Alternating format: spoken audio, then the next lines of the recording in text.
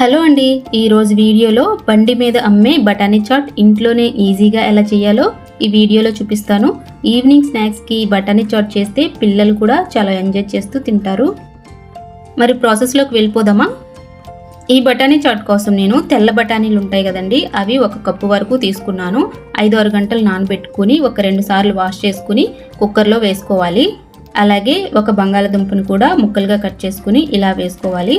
కొంచెం పసుపు, అలాగే కొంచెం సాల్ట్, దీనికి సరిపడా సాల్ట్ వేసుకోండి. అలాగే ఒక గ్లాస్ వాటర్ కూడా వేసుకుని బాగా కలుపుకుని ఒక 5-6 విజిల్స్ వచ్చే వరకు ఉడికించుకుంటే బఠానీ సాఫ్ట్గా కుక్ అవుతుంది. ఈ బఠానీ చాట్ టేస్టీగా రావాలంటే ఈ సాస్ కంపల్సరీగా చేసుకోవాలి. దీనికోసం నేను ముందుగా ఒక కడాయిలో 1 గ్లాస్ వరకు వాటర్ని వేసుకున్నాను. అలాగే 1 కప్పు వరకు బెల్లాన్ని తీసుకోవాలి. ఈ స్వీట్ సాస్ అయితే బెల్లము ఇంకా చింతపండుతో చేస్తామండి. ఇలా చేసి పెట్టుకుంటే వారం 10 రోజులైనా ఫ్రిడ్జ్లో ఫ్రెష్గా ఉంటుంది. అలాగే ఈ సాస్ పానీపూరికి అలాగే సమోసాకి కూడా చాలా బాగుంటుంది. ఈ సాస్లో వేయడానికి చింతపండు పేస్ట్ను నేను ముందుగానే రెడీ చేసి పెట్టుకున్నానండి.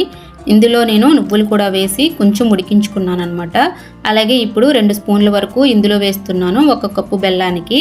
ఇది అయితే సరిపోతుందండి, పులుపు కొంచెం తక్కువగానే ఉండాలి. మీరు కొంచెం చింతపండు తీసుకుని పులుసు తీసుకుని వేసుకుంటే సరిపోతుంది. ఇలా చేసుకుంటే మీరు ఎప్పుడు కావాలంటే అప్పుడు మీరు చాట్ ఈజీగా చేసేసుకోవచ్చు. అలాగే ఇది చాట్ మసాలా అండి, ఇంట్లోనే రెడీ చేసింది. 1 స్పూన్ సోంపు, 1 స్పూన్ జీలకర్ర, 2 స్పూన్ల ధనియాలు వేసి మిక్సీ పట్టుకుంటే సరిపోతుంది. అలాగే కొంచెం సాల్ట్, కొంచెం కారం వేసుకుని ఉడికించుకోవాలి. జస్ట్ ఇలా కరిగిన తర్వాత మనం 1 స్పూన్ కార్న్ఫ్లోర్ వాటర్ని కూడా వేసుకోవాలి. బయట దొరికే చాట్ మసాలా అస్సలు కొనకండి, టేస్ట్ అయితే అస్సలు బాగోదు, స్మెల్ కూడా బాగోదు. ఇంట్లో చేసిన చాట్ మసాలా రెసిపీ మీకు కావాలనుకుంటే కామెంట్లో ఇంగ్రీడియంట్స్ లిస్ట్ అయితే పంపిస్తాను, నాకు కామెంట్ చేయండి. ఇలా 1 నిమిషం ఉడికించుకుంటే ఇలా దగ్గరగా అవుతుందండి. చూడండి, కన్సిస్టెన్సీ అనేది ఇలా వస్తే సరిపోతుంది. తర్వాత మనకి బఠానీ కూడా సాఫ్ట్గా ఉడికిపోయాయి చూడండి. ఇప్పుడు వీటిని గరిటతో కొంచెం మెత్తగా కదుపుకుంటే మనకి కొంచెం పలుకులుగా ఉండకుండా సాఫ్ట్గా ఉంటుందన్నమాట. ఇలా కలుపుకున్న తర్వాత 1 గ్లాస్ వాటర్ని కూడా వేసుకుని బాగా కలుపుకోవాలి. ఒకసారి చూడండి, ఈ వీడియోలో చూపిస్తున్న విధంగా కొంచెం బఠానీ కూడా కనపడేలాగా మనం ఇలా కలుపుకుంటే సరిపోతుంది.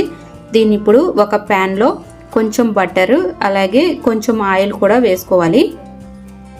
ఆయిల్ కొంచెం హీట్ అయిన తర్వాత 1 స్పూన్ సోంపు, అలాగే కొంచెం చాట్ మసాలా ఇంట్లో చేసుకున్నది, అలాగే కొంచెం కారం వేసుకుని బాగా కలుపుకోవాలి. ఇది కొంచెం హీట్ అయితే సరిపోతుందండి.